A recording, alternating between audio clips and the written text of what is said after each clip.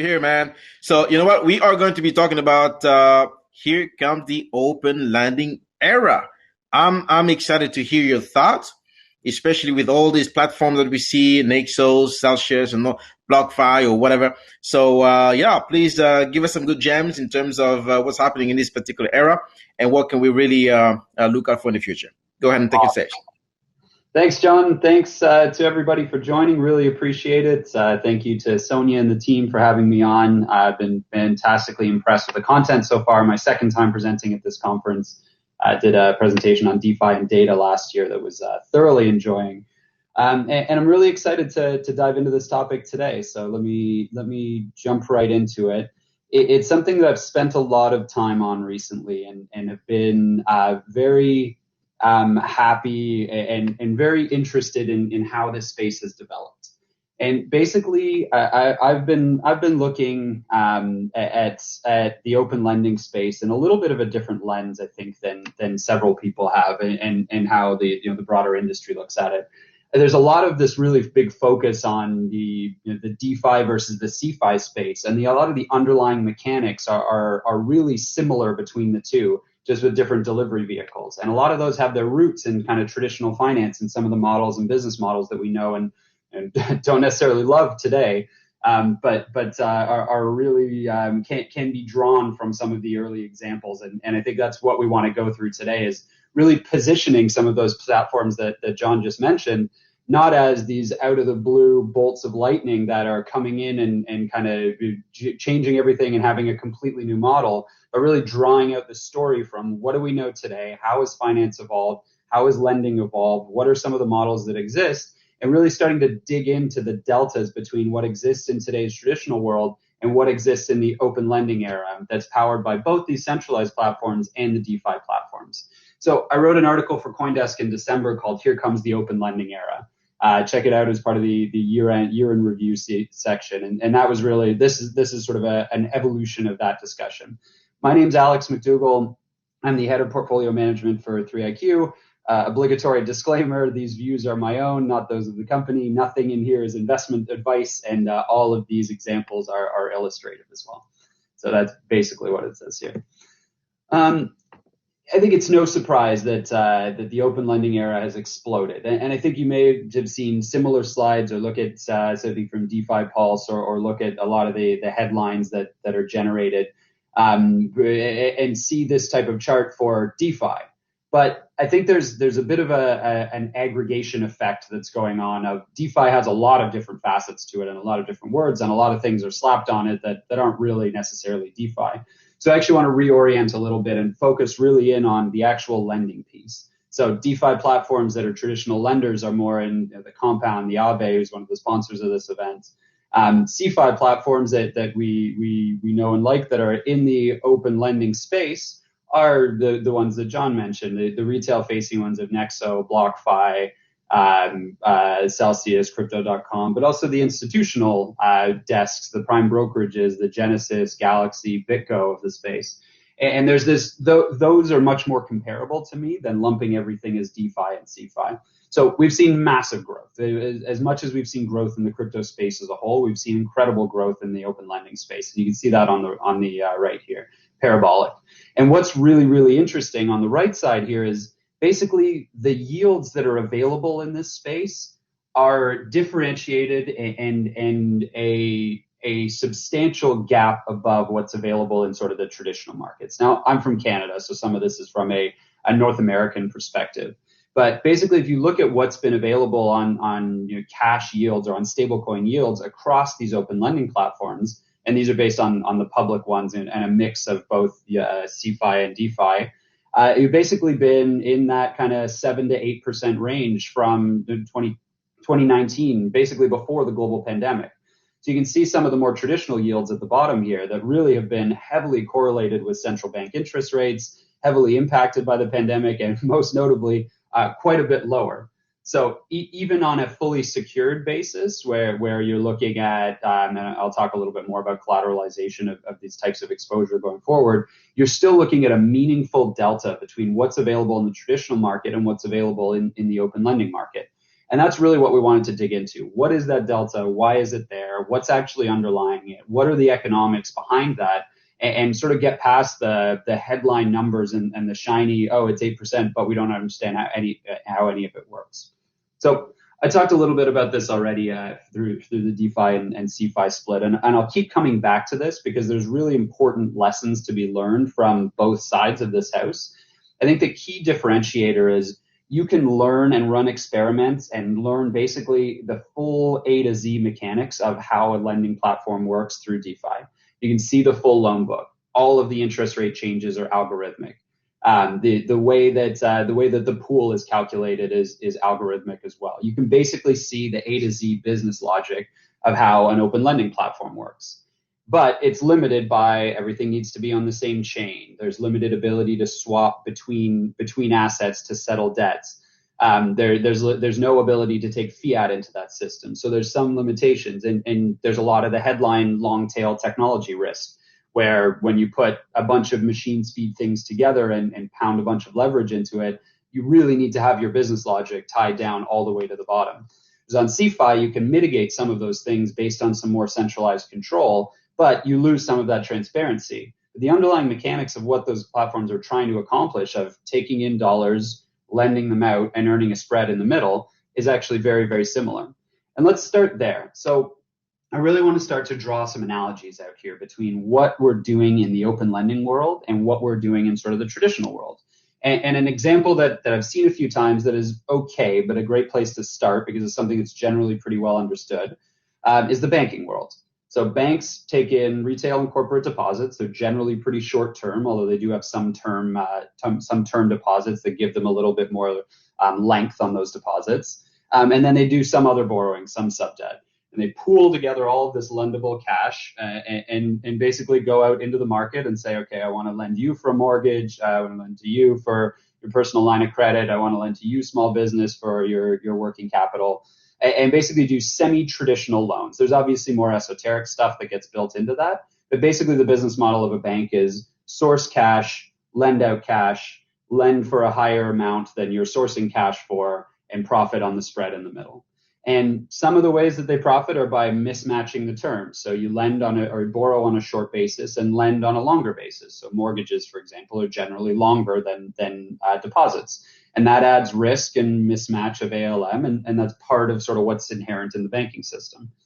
And all of the collateral and all of the security that's posted lives off balance sheet. So you can see here at the bottom of this chart that all of the everything that's posted against these loans to sort of secure them isn't held on the bank's balance sheet. My mortgage is not held on the balance sheet of my bank. It's disclosed somewhere in the notes of what's underpinning these banks, but they can't do anything with it. It's just sort of locked away and sitting there. So it's an okay analogy because it basically captures the taking in funds and lending them out and trying to earn a spread.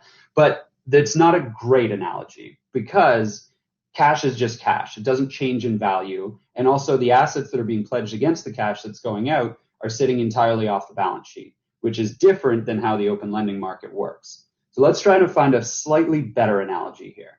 Securities lenders. And securities lenders are interesting because there's basically no pure play securities lenders in the world. These desks and operations are buried within the back ends of some of the largest financial institutions in the world. But basically, if I have $10 million of Tesla shares, I can lend those out. I can lend those out through a securities lending desk to people who want to borrow them for short selling, to people who want to lend against them to essentially lever up and take a longer position, to people who want to market make in that shares. There's a whole bunch of reasons and pieces behind the securities lending style. But it's generally restricted to extremely high net worth individuals if it is available to individuals at all. And it's much, much more of an institutional game. So a mutual fund who holds a portfolio of securities, they may lend out some of their securities in order to increase their yield a little bit, and they'll take back cash collateral against it. A hedge fund might lend into this space if they have excess cash and they want to lend it against somebody else's securities. If there's somebody on the other side who wants to borrow securities and has cash to collateralize and post into it. But it's very, very, very large dollars, and it's very, very, very opaque. But you end up with this mix of cash floating through the system and securities floating through the system. And basically the profits are on the delta between what you can post as collateral in securities or cash and what you can earn by actually taking the other side of that trade. And so it gets much closer to what's actually happening in the underlying aspects of the open lending market, because there's both cash and there is assets that fluctuate in value. And also, when I'm posting collateral back into this space or back into these loans, it's generally going on balance sheet, which means that the people who I'm posting it to, the central counterparty, can use that to make other loans, to repost capital. And so it becomes much more of a platform, which is similar to how decentralized platforms work, where everything goes into the same transparent bubble and can be utilized, rather than the more traditional banking world where, you know, my mortgage that's securing my loan is held entirely separately and sort of locked away. And it's a very different model. It's much more efficient, but it adds more leverage. It adds more circularity to it, and it's something that needs to be understood. But we're still talking, you know, traditional securities here, that are securities that are only traded during market hours, that are not necessarily that fungible, especially between different investors. And so let's move actually into the CeFi world and keep drawing this analogy forward. So now we're in. Let's look at this as a Celsius or a BlockFi. We're in a world where we're basically doing some similar mechanics to what the securities lenders are. We're taking in cash, we're taking in not securities, but we're taking in crypto now, Bitcoin, ETH, certain other altcoins. And we basically have these two pools of assets that can be lent out or used for other yield generation purposes. And so we're taking them in from retail and stable coins and crypto. And I call them deposits in quotes here, because they're clearly not actual regulated deposits in a bank, but the mechanics of depositing coins to Celsius or BlockFi is somewhat similar, and there's no term on them. They're very short. You can withdraw at the click of a button. And then there's the institutional lending side, which is much more on a master loan agreement, a little more documented, and has a little bit of a different dynamic to it. But that's all how these platforms source funds. Then on the other side, they're lending out to retail, just like you would in a bank, against crypto assets for working capital, for buying a house, for whatever the need would be. And they're also doing that same securities role. If somebody wants to take a short position in Bitcoin or a long position or an arbitrage trade or make markets, they're basically playing both sides of this leverage game and replicating the engine that powers the existing capital markets within a crypto world. And that's really what the overall mechanics and overall lending and the overall space is trying to do, is replicate the engines that power the existing capital markets today, but using digital assets, which in many ways are a better form of collateral and a better form of posting throughout this system. They're more fungible. They trade 24 hours a day. It's much more automated to be able to trade them. There's less restrictions on where you can go to market with them. More fungible is sort of what that all boils down to. And the last piece that's super interesting about using crypto is that half of these transactions are actually visible on chain. So even if it is a CeFi platform that, BlockFi, Celsius, that doesn't necessarily have the same level of transparency as DeFi, I can still follow some amount of crypto through that system just because of how blockchain works. I can send in crypto into that system, see where it happens on the blockchain, and get some idea of the fund flows in and out of these platforms, which is something you just cannot do in traditional banking or securities lending world. You have zero visibility into any of those flows, and you need to rely on reports and rating agencies. And basically what information is given to you on a far time delayed basis versus actually having some fundamental information available to you in real time.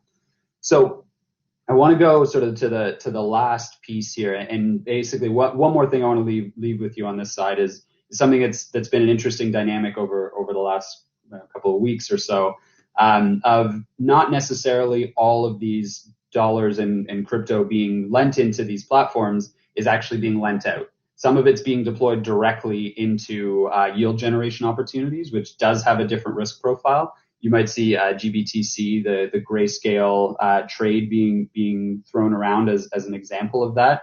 that it is no longer quite as lucrative from a premium perspective as it used to be. And so there's some interesting dynamics of how the yield gets generated in order to earn that spread that then ultimately gets paid back to depositors into the platform. And the last piece on this is you might also see really, really low interest loans on platforms like Celsius and BlockFi. And they're able to offer those if you're posting 3 or 4x collateral into this platform. One, because that reduces the risk of those loans quite a bit, and so they can offer them at a lower amount. But remembering that all of these assets go back into these lending pools, and so those are net new assets that go into the system. So they can be posted as collateral, they can be rehypothecated out as additional loans. And so they're able to offer a much lower rate of interest to borrow if people are posting a significant amount of assets back into the system. And that leads nicely into a final simplified, easy version of this world, which is the platonic ideal of how a DeFi platform works. So this would be a Compound or an Aave or one of the decentralized platforms. There's no differentiation between institutional or retail. Everybody gets the exact same access, for better or for worse. It's all algorithmically driven. All that there is stablecoin lens and crypto lens. There's no term on any of these, as I'm sure some of you have played around with. It's a click of a button, a chunk of a block, and your assets are in and out. And the interest rate fluctuates in real time like that as well. And what is really interesting in this space as well is that every dollar that's pledged back as collateral or that is lent into the system becomes usable and becomes transparent and becomes treated like every other dollar. So there's no differentiation between a net new loan and collateral that's been rehypothecated. So it's this incredibly efficient system, but it has a lot of differences from how the traditional market tends to treat collateral and tends to treat the assets that are powering the system. And so we end up with this very, very efficient world that sort of is the archetype for what we're trying to build in the CeFi world. And what I'd mentioned off the top of some of the challenges with DeFi being long tail technology, some limited functionality, are often solved with the CeFi world, where you can have fiat and Bitcoin mixing, even though they're not technologically compatible. And you can have somebody with a circuit breaker that says, oh, that's not how that was supposed to work, so I'm going to undo that trade. And you can have some of those pieces. But you end up with this split between retail and institutional. You end up with some lack of opacity, or some opacity rather, and you end up with a lot more counterparty risk because there's those decision-making pieces that live in there. So taking this all away, I think basically the key takeaways from this space currently are the yields are quite a bit higher. You have access to types of yields that you didn't have access to in traditional world. And some of the yields are higher because there's a limited amount of capital that's running into the space. So there's a lot of crypto borrowing power against a limited amount of capital, and that capital doesn't grow with interest rates like it does for the traditional financial world. There's a ton more transparency in the space right now. You can actually see a lot of these assets flowing around. Crypto collateral acts differently than traditional collateral and traditional security. In my view, it's a better form of collateral and a better form of security. There's a lot more rehypothecation, but because of what the underlying asset is, it's much easier to manage, trace, and automate.